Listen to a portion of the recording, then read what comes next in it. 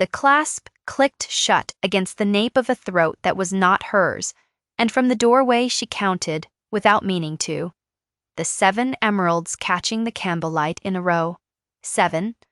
She had counted them many times in her life, in different rooms, in different lights, but never from a threshold she had not been invited to cross. Behind her, the long gallery breathed cold air through its old glass, and beyond the doorway, her husband's hands lingered a moment too long at the clasp, as if to be sure the necklace understood whose neck it now belonged to. The girl in the chair tilted her chin and smiled at her own reflection. The Duke smiled at the back of her head. Neither of them turned. They had not heard her, which was, she would think later, the truest sentence of the whole arrangement. They never did. She held the bundle of letters tighter against the lace of her bodice and felt the wax seals press into her ribs like small, patient teeth. There were 9 letters. She had counted those too. 7 stones at a stranger's throat. 9 seals against her own. She had a few seconds to decide whether to step into the room or to step away. She stepped away. The hallway took her in the way a forest takes a deer, soundless and complete, and old Mr. Halford the steward, who had been standing just behind her with his ledger held against his chest like a shield, lowered his eyes at exactly the angle a good servant lowers them when he has seen too much and intends to say nothing. He had been with the household 41 years. He had been with her family longer. "Your Grace," he said very low, as if speaking to an altar. She did not answer him at once. She was listening to the small sounds behind her. The rustle of silk as the girl turned her head to admire the fall of the pendant, a soft murmur she could not quite catch, but which she knew, by its shape, to be a compliment. The faint metallic ring of the empty jewel case being closed with one careless hand. Then, last, the laugh, not loud, not cruel, in any way she could have named in a courtroom. Only intimate, only the laugh of a man at ease in a room he had no right to be at ease in. Her mother's emeralds, she thought very calmly, are laughing back. She walked. She did not hurry. The west corridor was long, and at this hour the lamps were not yet lit, and the gilt frames along the wall held portraits of men who had all in their own centuries believed themselves the masters of this house. She passed her grandfather, she passed her father, she passed a small, dim painting of her great-aunt holding a folded fan and looking out of the canvas with an expression that had always seemed to her, even as a child, faintly amused. She did not look back at the closed door behind her, but she could feel it there, in the way one feels a window left open in winter. Mr. Halford kept 3 steps behind her, the ledger now tucked under his arm. He had not spoken again. He would not until she did. They came at last into the small study at the end of the corridor, the one that had been her mother's writing room, and was now, by long habit, hers. It smelled of old paper and beeswax, and the faint, dry green of the lavender she kept in a dish on the mantel. She set the letters on the desk in a neat stack. She set her gloves beside them. She sat down. She did not, for some moments, do anything at all. Mr. Halford stood with his hands folded, waiting. The clock on the mantel ticked through 11 seconds. She counted them, because counting was and had always been the way she steadied herself. At 12 she lifted her face. "How much does he owe us today, Halford?" The steward did not pretend to misunderstand. He opened the ledger to a page already marked by a thin ribbon of red silk, and he read the figure aloud in the flat, courteous voice he used for funerals and for sums. The figure was very large. She did not flinch. She had known it would be very large. She had been watching it grow for 3 years. The way a careful gardener watches a vine creep up a wall it was never meant to touch, noting each new tendril, deciding when exactly to cut. And the banks holding upon the southern estate? Entire, Your Grace, and upon the townhouse in Bellingate Square? Entire, and upon the stables at Wexford? Entire, Your Grace. As you instructed. She nodded. She had instructed. 3 years ago she had instructed very quietly, in a room not unlike this one, with a man very like Halford, and a different ledger, and the particular small sting of signing her own name in full at the bottom of an instrument she had hoped never to use. She had bought the bank that summer, through 3 intermediaries and a cousin in the north who owed her a favor older than her marriage no one in society had known. Her husband had certainly not known. Her husband believed she had been at the spa at Hartlow taking the waters that summer. As a woman of delicate constitution might, she had not been at Hartlow. She had been in a paneled office in the city, signing her name, and afterward she had walked along the river for half an hour by herself and watched a barge unload sacks of grain, and felt for the first time in some years the curious calm of a person who has finally laid down a small, sharp tool on the workbench. She had been 17 when she married him. She was 31 now. In between, she had learned a great many things he had not known she was learning. "Has any payment been tendered this quarter?" she asked. "None, Your Grace." "Has any been promised?" "Promised? Yes, twice, by letter.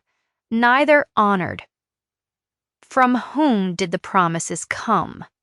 Mr. Halford hesitated, and in the hesitation she heard the whole shape of the answer before he gave it. "From His Grace's secretary, Your Grace, under His Grace's seal." She looked down at the 9 letters on her desk. The topmost seal was a soft, deep crimson, and bore the small impression of a swan. The swan was her husband's device.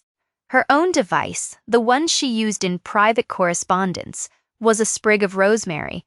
She had chosen it at 16 because rosemary, her mother had told her, was for remembrance, and she had been a girl who already understood the use of remembering. She drew the topmost letter from the stack and turned it over in her hands. The paper was good. The hand on the outside was not her husband's. It was, she thought, the same hand that had signed the 2 unhonored promises. "Your Grace, bring me Mr. Penrose tomorrow morning privately, through the side gate before 9. Yes, Your Grace, and send word to Mrs. Cleaver that I shall not be dining in the great room tonight." "A tray in here will do." "Yes, Your Grace." He bowed. He did not move. He was a man who knew when a conversation had a tail still attached to it. She let the silence hold. He did not fill it. At last she said very quietly, looking not at him but at the small dish of lavender on the mantel, "Was he aware that I had returned to the house?" "No, Your Grace." "He was informed that you would not arrive until Thursday." "I see." "Your Grace," said Mr. Halford, and stopped, and tried again. "Your Grace, the young woman in the east drawing-room is—" "I know who she is, Halford." "Yes, Your Grace." "Thank you." He bowed again, and this time he went, and the door closed behind him with the soft, exact click of a man who has closed a great many doors in his life, on a great many things he would never speak of. She sat alone. She did not cry. She had not been a woman who cried easily for a long time, and she did not intend to start tonight when there was so much arithmetic still to do. She drew a fresh sheet of paper toward her, dipped her pen, and at the top of the page wrote in her clear, unhurried hand a single word, "Invendre." Below it she began to make a list. The list had 3 columns. In the first column, she wrote the names of things her husband believed to be his.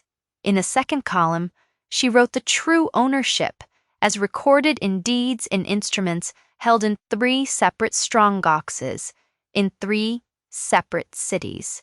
In the third column, she wrote, beside each item, a small mark, a tick, a cross, or occasionally a careful question mark. She was halfway down the page when she paused, set the pen aside, and pressed the back of her hand briefly against her mouth. It was not, she told herself, grief. It was only the body asking to be acknowledged. She acknowledged it. She picked up the pen again. Downstairs, very faintly, she heard the laugh once more. She did not look up. She wrote the next line. Outside, beyond the leaded window, The last light was going out of the long lawn in a slow, deliberate way, as if the day itself were considering its options.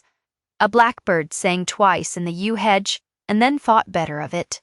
The first owl tested its voice somewhere over the lake. She wrote until the candles needed trimming, and then she trimmed them and wrote on. By the time Mrs. Cleaver came in with the tray, the page was full and the second page was begun, and the Duchess of Aldermere, whom polite society considered a quiet woman, a pleasant woman, a woman of no particular consequence beyond her birth, had drafted, in her clear and unhurried hand, the first 3 pages of the instrument. Without raising her voice, to take her own house back, she ate a little of the soup. She let the bread go cold. She slept, eventually, on the small couch under the window with the inventory folded once and tucked beneath her cheek. In the east wing, in a bed that had been her mother's, the necklace lay on a velvet cloth beside a stranger's hairpins, and the 7 emeralds, having been counted so many times that evening from so many angles, did what stones do in the dark, which is to wait. Morning came in pale and slow. Mr. Penrose came in through the side gate at 8:45, wearing a plain dark coat and carrying a leather case that had served him in graver rooms than this one.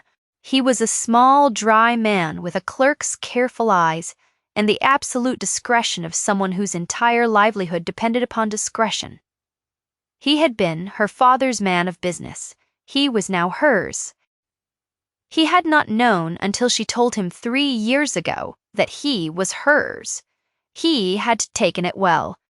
He sat down across from her in the small study, refused tea, accepted water, opened his case, and looked at her over the rim of his spectacles in the way a doctor looks at a patient who has finally come to confess the symptom she has been hiding for months.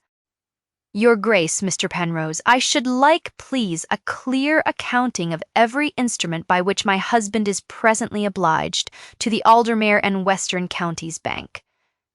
I have it here, Your Grace. Of course you do.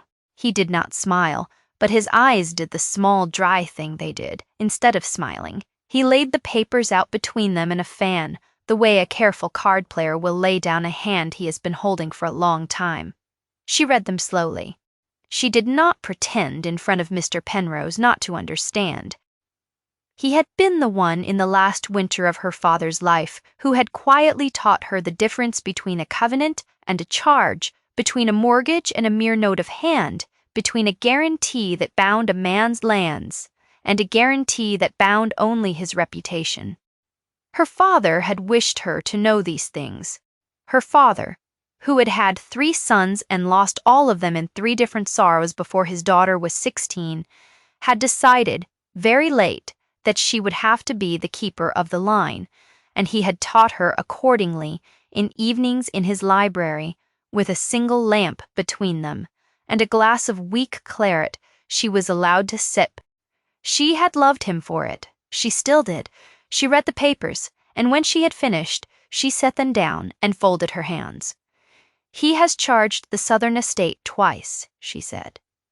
Yes, Your Grace, once to the bank, once to a private lender in Calais. Yes, Your Grace. Does the private lender know the bank holds a prior charge? He does not, Your Grace. We have reason to believe he was told the estate was unencumbered, and the private lender is a Monsieur Vasseur, Your Grace, a gentleman of, shall we say, energetic methods. I see, she thought for a moment, looking past Mr. Penrose at the lavender. Has Monsieur Vasseur yet sought satisfaction? Not yet, Your Grace, but he has, I am told, recently arrived in London. He took rooms in Jermyn Street on Tuesday. Then we have perhaps a fortnight, perhaps less, Your Grace. She nodded. The nod was small. Inside her, the nod was very large. She'd been waiting, she realized, for someone like Monsieur Vasseur for some years, in the way one waits for a season. She had not known his name, but she had known his shape. He was the thing she would not have to do herself. He was the wind, and she had built her house, and she had only, now, to open the right windows and let him through the right rooms. Mr. Penrose, she said, I shall require 3 things of you. The first is that you draw up today a formal notice of demand under the bank's name upon every instrument upon which my husband stands obliged. The second is that the notice be served not at this house, but at his club by hand, at the hour he is most likely to be there with company. The third is that you have ready, by Thursday next, a clean conveyance returning the southern estate to the trust set up under my father's will, of which I am, as you know, the sole surviving beneficiary, and into which, by an oversight, my husband never troubled to correct, the southern estate remained eligible to be reabsorbed should the principal charge ever be called. Mr. Penrose looked at her for a long moment. Your Grace, he said, you have been waiting some time to say that sentence. It is a good sentence. Thank you, Mr. Penrose. Will you wish the notice to be served by myself in person or by a junior? By a junior? A well-mannered one. I do not wish his humiliation to be theatrical, only complete. Quite, Your Grace. He gathered the papers. He paused. He did not, as a rule, ask personal questions, and she did not, as a rule, invite them. But he had known her since she was a child in a pinafore who could already, at 9, add a column of figures faster than his clerks.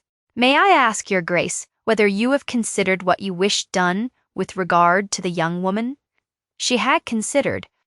She had considered, in fact, for most of the night, in the slow, honest hours, when one has no audience, and may therefore admit to oneself the smaller, less dignified parts of one's own thinking.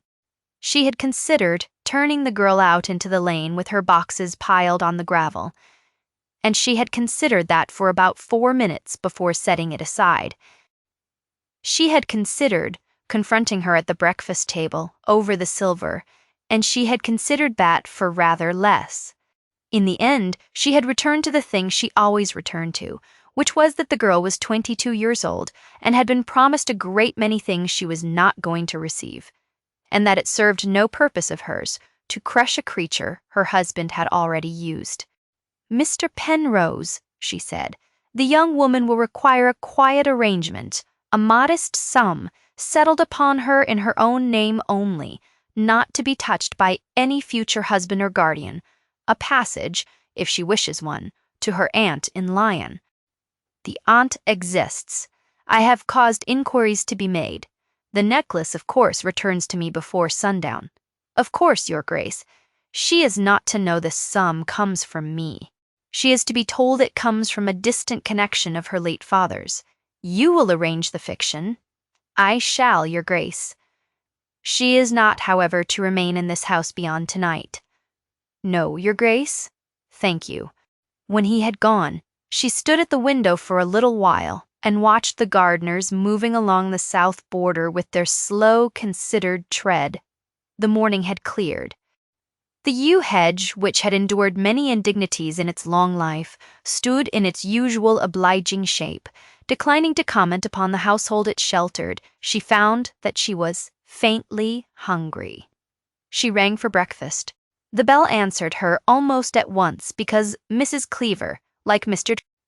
Halford, like every servant in that house older than 10, had been waiting since dawn for any signal at all from the small study at the end of the corridor, and had been arranging trays in advance the way other households arrange flowers.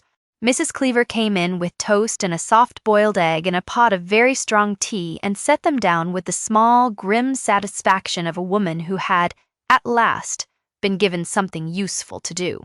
Your Grace, Mrs. Cleaver. His Grace is asking for you, is he? He has been told you returned last night. By whom? By me, Your Grace. Thank you, Mrs. Cleaver. I told him at breakfast. In front of the young person. A silence.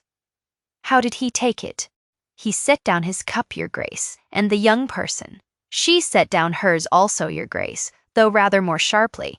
I see, he is presently in the morning room. He has asked that you attend him there at your earliest convenience. Tell him I shall come at 11. Yes, Your Grace. Mrs. Cleaver. Your Grace. Thank you, Mrs. Cleaver, who had not been thanked twice in one short conversation by a duchess for 16 years, lowered her eyes and went out with the tray balanced as if it carried a sleeping child. The Duchess of Aldermere ate her toast. She drank 2 cups of tea. She trimmed her hair at the temple with a small pair of scissors she kept in the drawer because a stray wisp had been bothering her, and because she did not wish, when she walked into the morning room, to be the kind of woman who put a hand to her hair under her husband's eye. At 11:15, she rose, smoothed the front of her dark green gown, considered briefly the question of jewels, and decided in favor of none.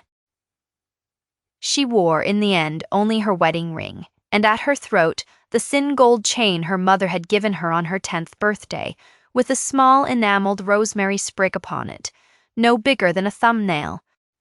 At 11 precisely, she went down. The morning room faced east. The light at that hour was clean and merciless, and her husband had chosen the chair at the window, which meant his own face was in shadow and hers, when she sat opposite, would not be. She noted this. She sat anyway. He had aged, she thought, more than she had been giving him credit for. She had not looked at him properly in some months. Now she did. His hair was still thick.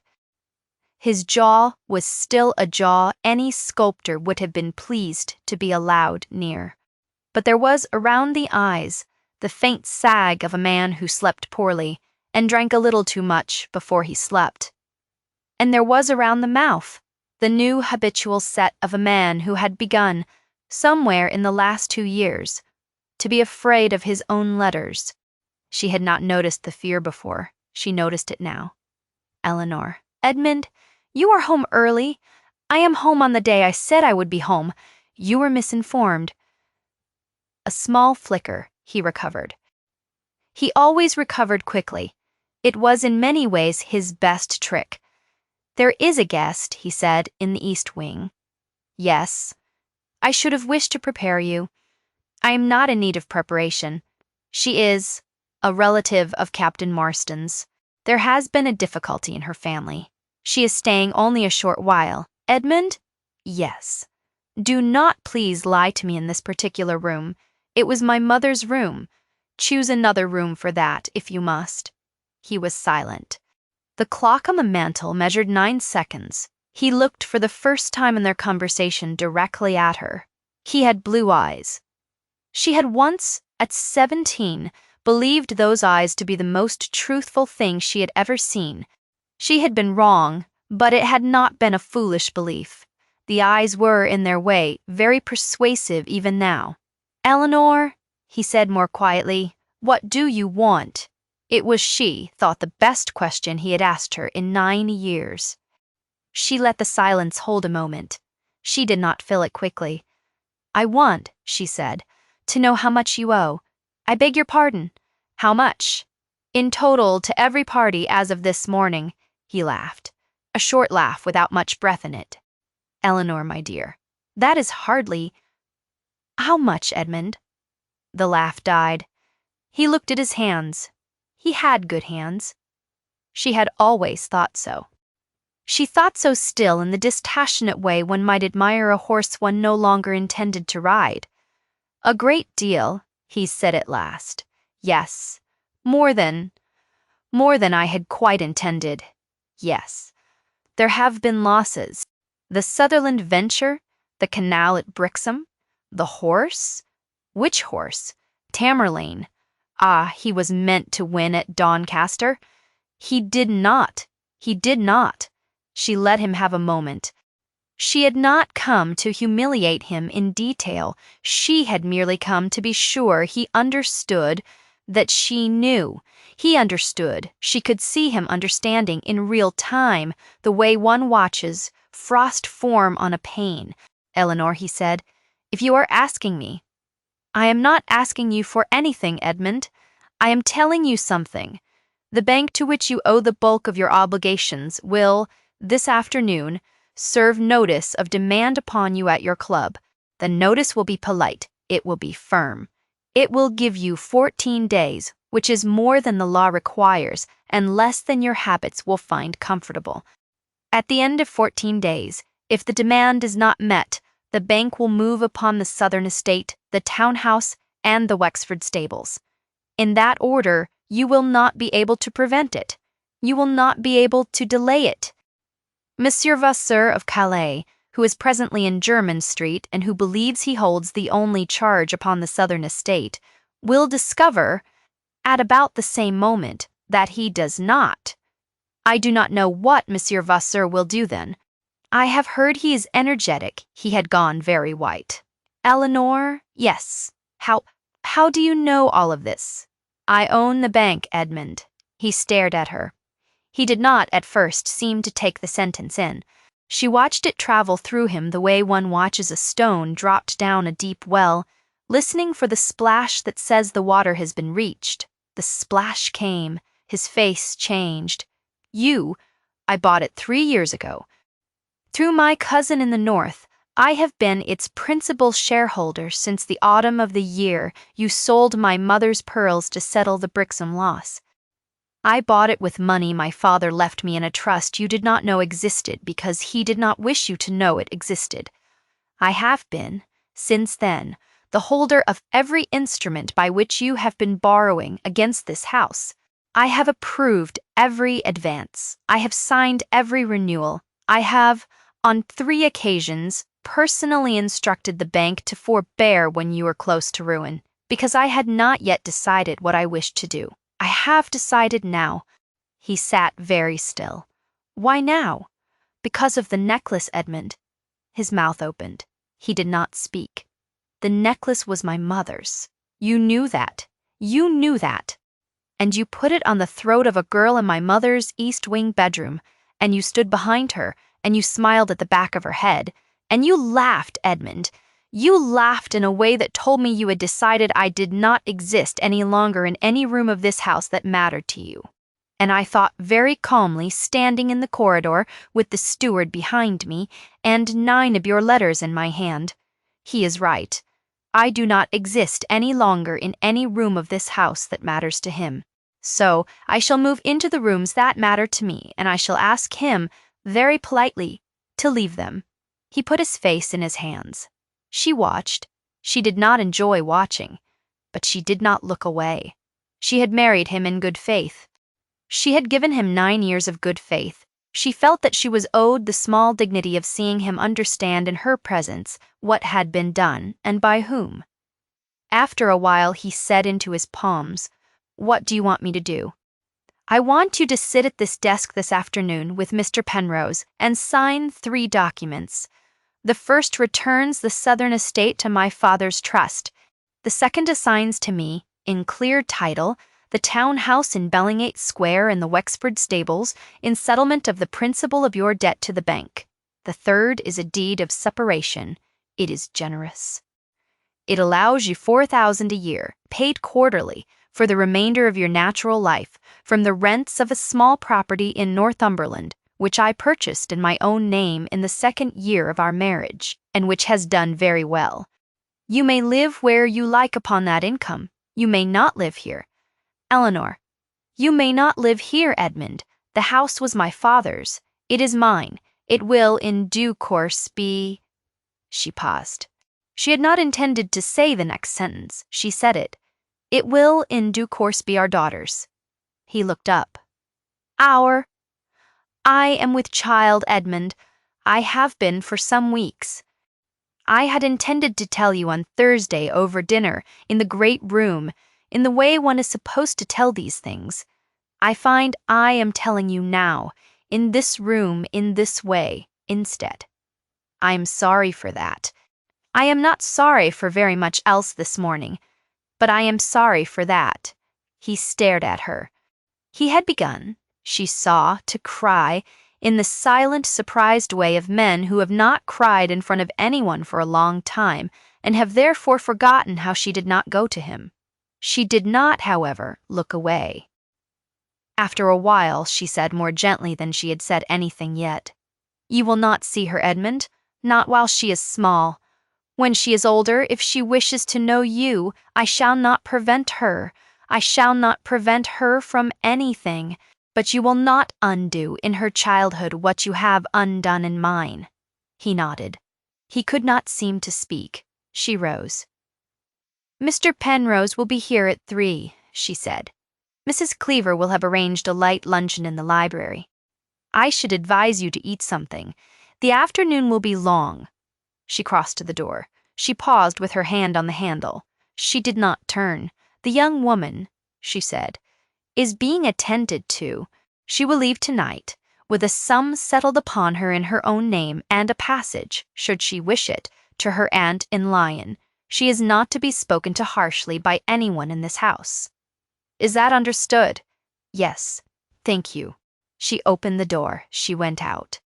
She walked down the corridor past her grandfather and her father and her amused great-aunt, and at her great-aunt she paused and looked up, and the painted eyes looked back at her with what she had always taken as a child for mild and approving mischief, and what she took today for something a little more like recognition.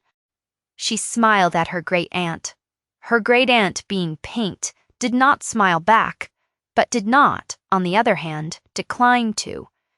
The girl in the east wing was found. When Mrs.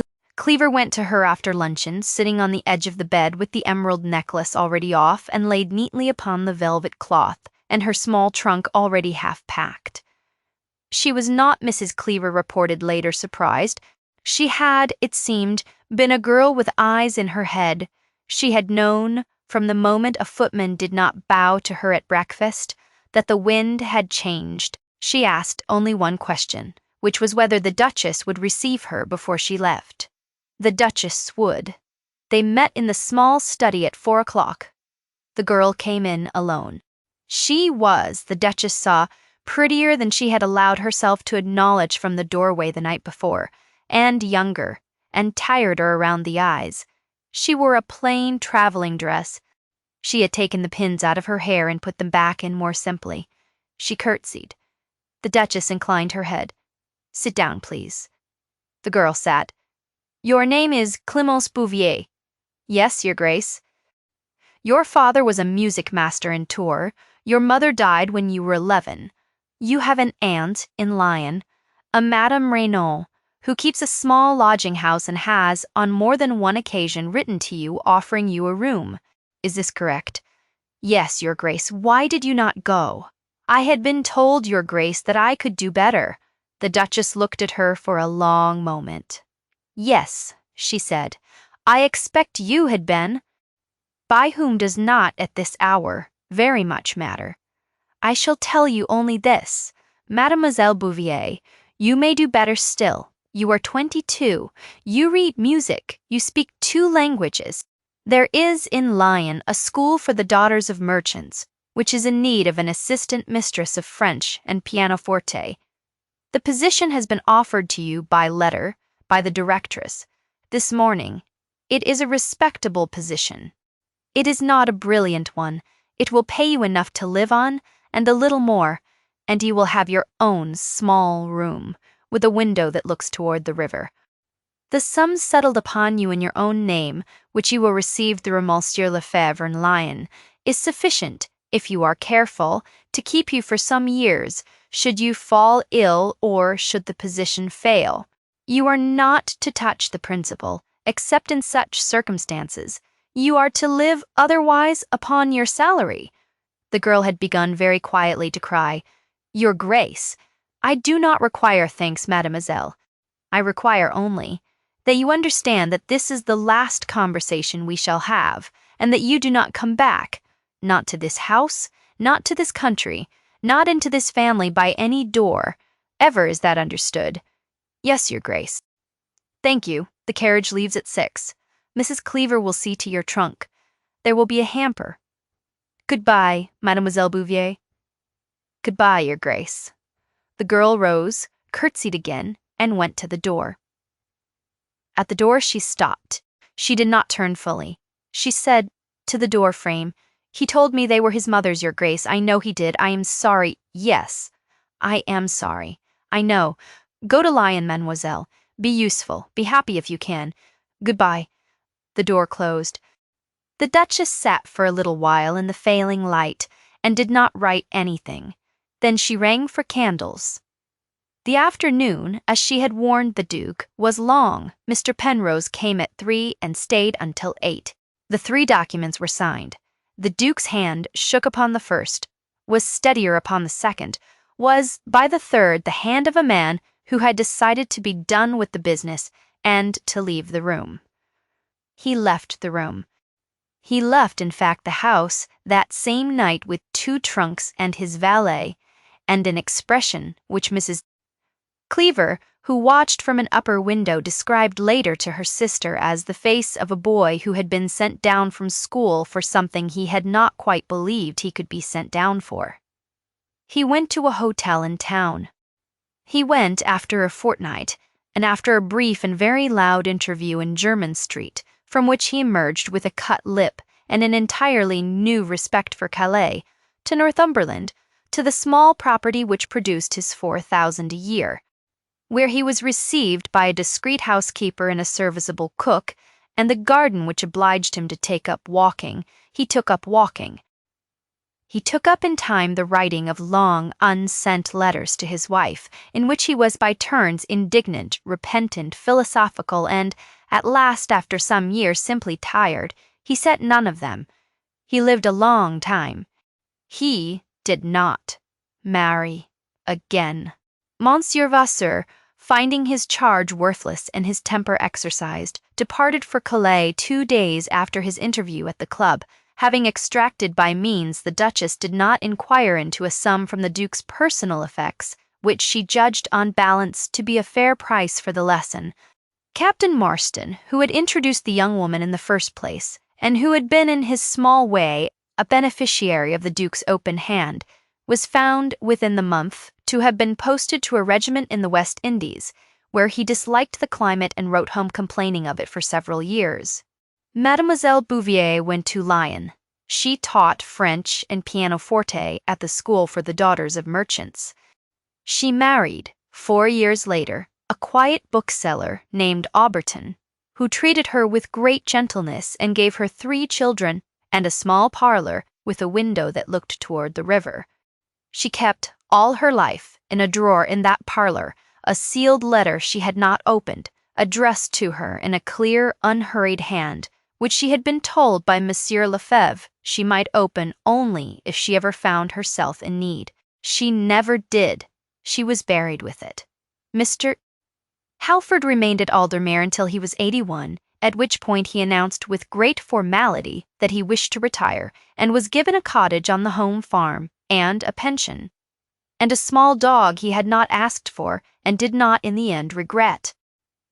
Mrs. Cleaver outlived him by 9 years and ran the household for the Duchess's daughter as she had run it for the Duchess, with the same grim satisfaction and the same talent for arranging trays in advance. Penrose continued to come in by the side gate. He died at his desk, in his own office in the city, of a heart that had, all things considered, served him very well. With a half-written letter to the Duchess under his hand, she finished the letter herself. She had by then learned his handwriting. As for the Duchess, she did not in the end do anything spectacular with her life. She bore her daughter at midsummer in her mother's bed, with the windows open and the smell of cut hay coming in from the south field. She named the child Margaret, which had been her own mother's name, and she did not give the child any of the names of the men in the long gallery. She raised the child at Aldermere. She managed the estate. She kept the bank. She sat for a time on the boards of 2 charitable schools and 1 hospital, and she gave every year on the anniversary of her father's death a modest sum to a society for the relief of governesses fallen on hard times, which gift she did not sign. She did not remarry.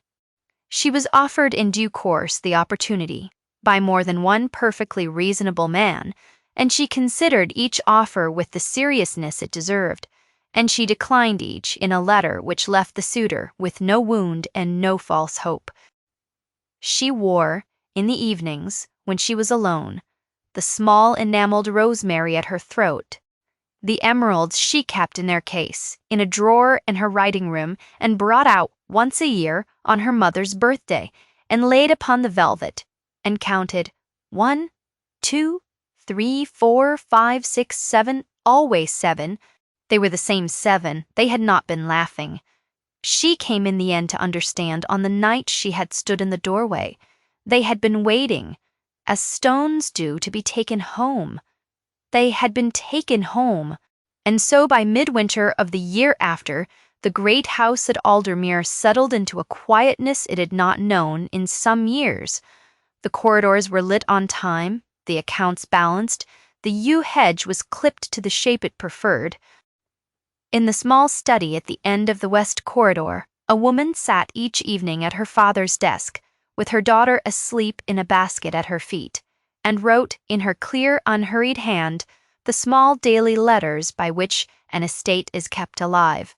And sometimes she paused and looked at the basket, and sometimes she did not. The fire in the grate made the small sounds fires make. The clock on the mantel kept its patient time. Outside, beyond the leaded window, the long lawn went down to the lake, and the lake, which had been there a great deal longer than the house, and intended to be there a great deal longer than its present mistress, declined as ever to comment. And so we come, you and I, to the end of this particular fire. You have sat with me through a long evening, and I am grateful for it, as I am always grateful for the company of a listener who does not need every feeling named to feel it. If you have ever stood in a doorway of your own life and counted very quietly the small bright things that were not where they were meant to be, if you have ever held a bundle of someone else's letters against your ribs and felt the seals press in like patient teeth, if you have ever decided in a hallway, with a steward behind you and your own breath very steady, that you would not raise your voice and you would not weep where you could be seen, and you would, instead, go quietly into the small room at the end of the corridor and pick up a pen and begin to make a list, then you already know the woman in this story, because you have been her in your own way, in your own house, on your own night, and I should like to know before we part, which moment stayed with you? Was it the click of the clasp at a stranger's throat? Was it the steward's lowered eyes? Was it the line about the rosemary at her own? Was it the girl at the door-frame saying twice that she was sorry?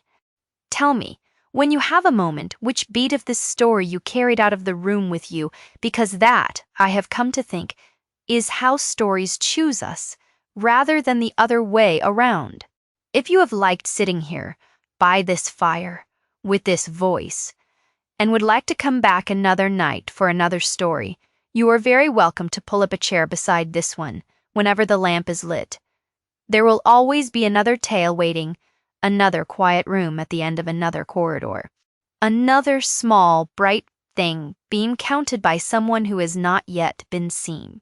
Until then, be gentle with yourself in your own doorways, count your own 7 stones kindly when you find them, and sleep, if you can, with something like rosemary at your throat. Good night, dear listener, good night.